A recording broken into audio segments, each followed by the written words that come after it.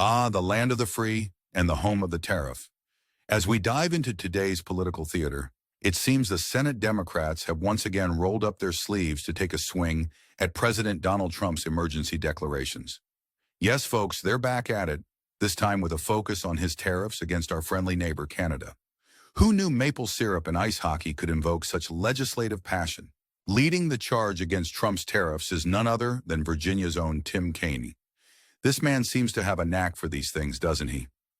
At a press conference, Kaine, with the confidence of a man who just discovered the perfect cup of Starbucks, assured reporters that if they managed to undo one tariff, they might just consider tackling another, like Mexico's. But let's not get ahead of ourselves. First, it's time to wrestle with the Canadian conundrum, and then we'll see if they have the stamina for a sequel. The presser was helmed by the Senate Minority Leader, Chuck Schumer, who didn't just rail against the tariffs, he practically brought out a megaphone. Trump's done a lot of bad things. This is way up there, he proclaimed, presumably ranking the tariffs somewhere between pineapple on pizza and traffic jams. What a relief that we have senators prioritizing our national angst over imported goods, eh? Now let's not pretend this is a one-sided affair. There are a few Republican voices chiming in too. Senator Susan Collins of Maine, for instance, is genuinely concerned about the economic impact on her constituents.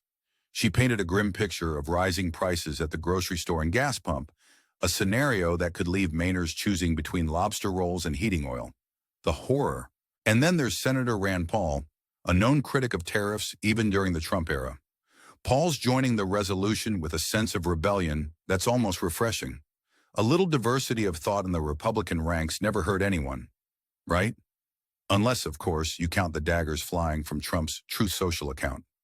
Ah, Truth Social, where Trump continues to weave his tapestry of rhetoric, calling out those he suspects might stray from the GOP herd. Mitch McConnell, Susan Collins, Lisa Murkowski, and Rand Paul were on the receiving end of a digital nudge. Trump reminded them that tariffs are not just about economics, they're also about sticking it to Canada for allegedly turning our borders into a fentanyl freeway. Who knew Canada was the villain in this pharmaceutical drama? Interestingly, this isn't Kaine's first rodeo. Last month, he attempted to challenge Trump's emergency declaration aimed at boosting energy production.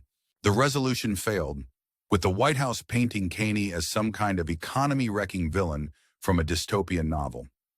According to Deputy Press Secretary Anna Kelly, Trump's executive order was about propelling America into prosperity, while Kaine was portrayed as the Ebenezer Scrooge of natural resources. Moreover, the White House isn't taking the Canadian tariff resolution lightly. They've hinted at a potential veto if it passes the Senate, emphasizing Trump's commitment to border security and community safety.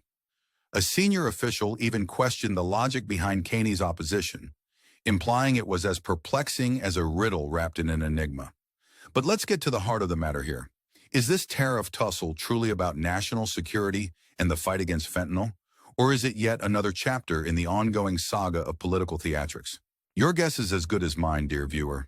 Before we wrap up, let's take a moment for some shameless self-promotion. If you're enjoying this roller coaster of wit and irony, why not hit that subscribe button? Give us a like, leave a comment, and let us know what you think about this tariff tango. Do you side with Trump's firm stance on security, or do you see merit in Kaine's challenge? We'd love to hear your thoughts, so spill the tea. As always, stay tuned for more satirical takes on current events. After all, in a world where the line between reality and absurdity is often blurred, someone's got to keep it real. Until next time, keep questioning, keep laughing, and keep engaging.